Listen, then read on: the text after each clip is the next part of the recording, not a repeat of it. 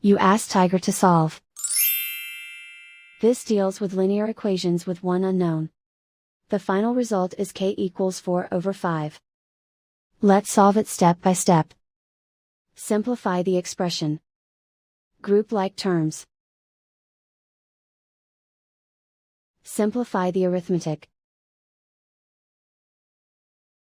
Group all constants on the right side of the equation. Add 16 to both sides. Simplify the arithmetic.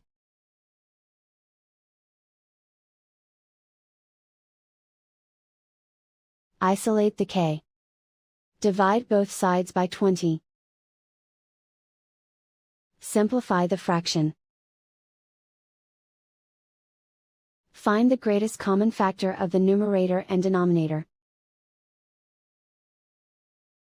Factor out and cancel the greatest common factor. And so the final result is k equals 4/5.